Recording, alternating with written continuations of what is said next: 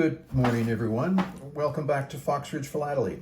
It is Monday, September the 23rd, and I guess that makes it the second full day of fall, if I've got my dates right.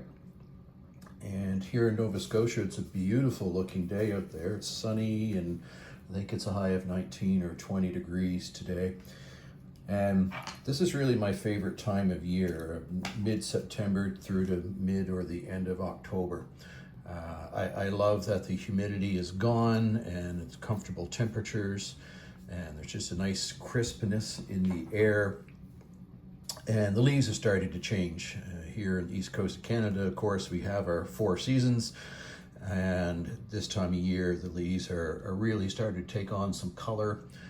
And I've been away, I was away for a couple of days last week, from Thursday through to Saturday. And just those 2 or 3 days of being away, then coming back, I've noticed the leaves and the woods and on the slope of the hill behind the house here have really changed a fair bit, even in those few days. And they will continue to do so over the next 2 or 3 weeks and become even brighter and more beautiful to look at. Of course, that means that winter's coming as well. But here in Canada, we need to put up with that if we want to enjoy the four seasons, which I know it's a thing to complain about it sometimes, but it's also pretty nice to have the variety in the climate. For this episode, what I thought I would do is I would just run through some of my purchases and talk a little bit about my experience of when I was away last week for a few days. And my partner and I took the drive up to Fredericton, New Brunswick. It's about 5 hours from here. And in Fredericton this year, the Royal Philatelic Society of Canada was holding its annual Royal 2024. You can see the program here. So it's annual exhibition. And since it was relatively close, not the other side of the country, I thought it was worth the drive up because I've never been to a Royal before. And there are a lot of dealers there, and some dealers that I've seen before and have purchased from before and built up a bit of a relationship, which is nice. But also what I liked about it is there were dealers that I hadn't seen before, as the only shows that I've gone to are local here in our province of Nova Scotia. So in Fredericton, there were dealers from Quebec and there were dealers from Ontario, who obviously would have different inventory. Of course, sometimes the same thing, but have different inventory than the other dealers perhaps would too. So I was able to see what they had and make some purchases with a couple of the other dealers. I won't go into the program and the detail of the show itself, but it took place from Friday through to Sunday. As I said, I was there Friday and Saturday for the actual show, drove up on Thursday, and checked out a lot of the exhibits as well as the dealers, and got to meet some folks too, which was really nice because stamp collecting can be a solitary hobby, which I really enjoy, but also it's kind of nice to have that social connection. And being a member of the RPSC, I was able to put some faces to names, which I appreciated too. I'll slide this out of the way and just quickly I'll show you the souvenir covers that were made for the show, and there's a reason those frogs are on there. So these are similar, just different cancellations here, and signed by Jocelyn Saunier. So Jocelyn Saunier is the designer of the frog stamps, which came out, I think it was last March, from Canada Post. And there was a previous issue a couple of years back that she also designed. So I got that just to keep as a little keepsake from the show, both of those. And what I concentrated on for my purchases there was continuing to build up my Iceland and my Isle of Man collection. And I've been working on Isle of Man for quite a while now in mint, and I've got Davo albums for those as well as for the Iceland collection.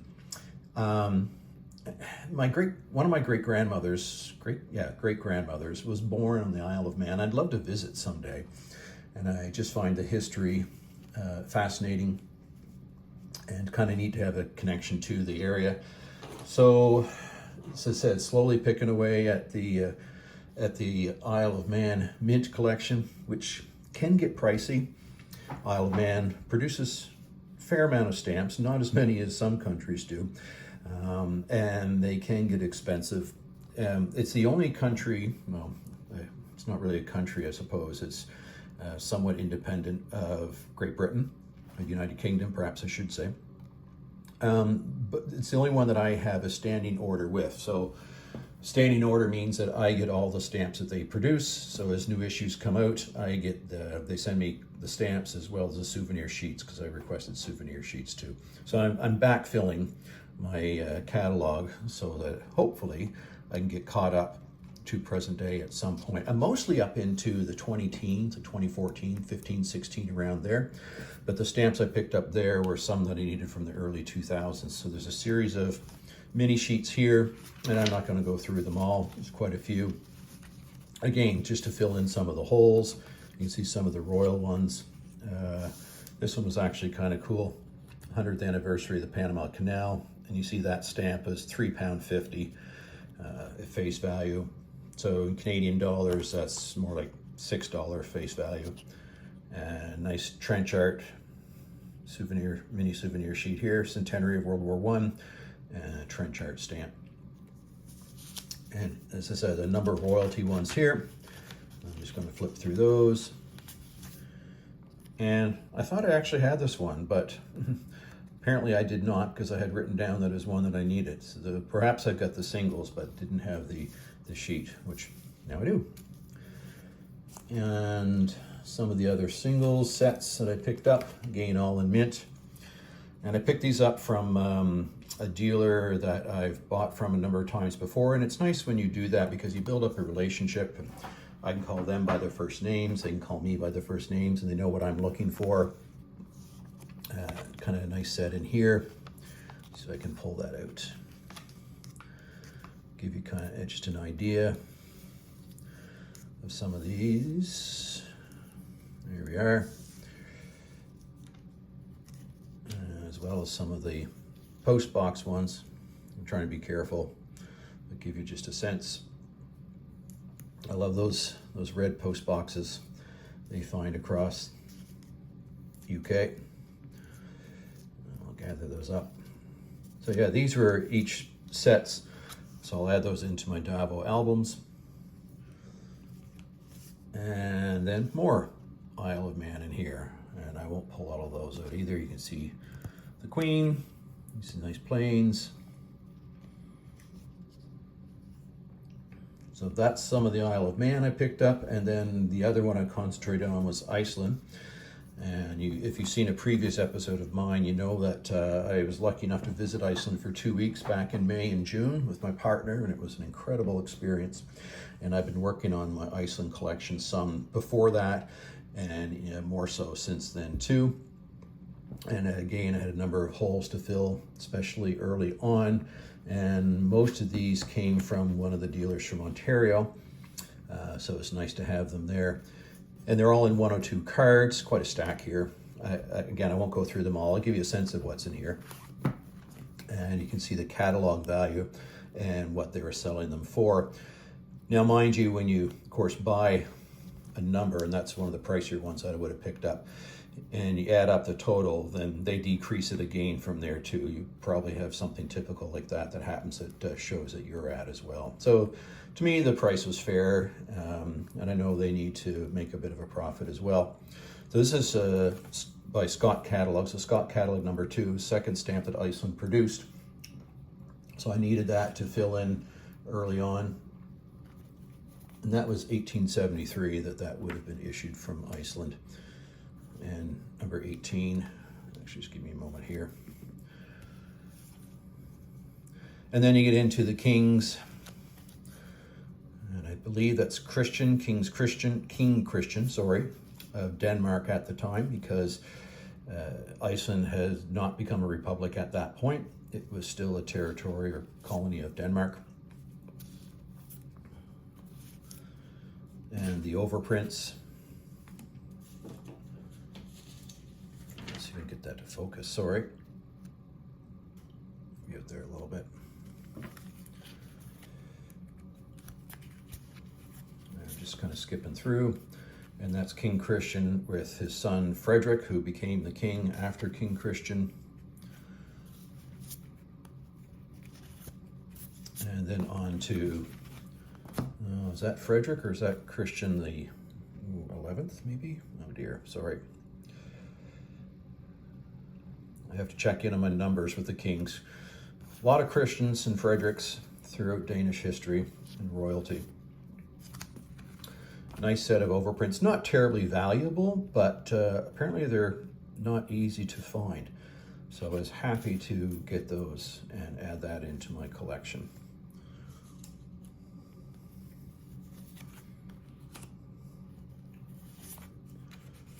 And so on.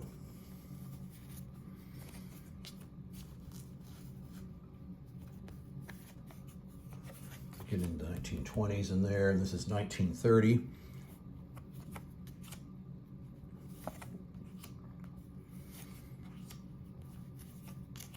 Again, I'm skipping through. And then a more recent issue in there too. And then some back of the book stuff. So these are semi-postals.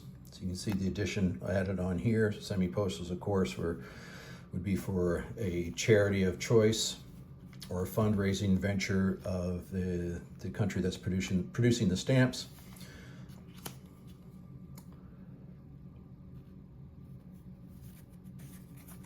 And airmail, the first airmail stamp produced or issued by Iceland. That stamp was 1928, late 20s. A couple more airmails. And I have a few of these. I don't think I had them all. I think that's why I had them listed down as something that I needed. I had to buy the whole set, which is fine. And then official stamps, so government issued official stamps. And so that's a 06. Sorry, that's an 06, not a 06. 014, 015, and so on. 024, etc. And I also picked up a number of postcards or covers. A few not from Iceland or Isle of Man. They may have had maps on them or something else that was of interest to me. I do have a collection of maps on stamps going. So just give me a moment here. Yeah, so here are some of the covers and postcards I picked up from Iceland. And just a first day cover there, 1962. And a postcard, Iceland. And I also collect fox on stamps, or foxes in philately, postal history, so that may fit in nicely there. And then a few other postcards.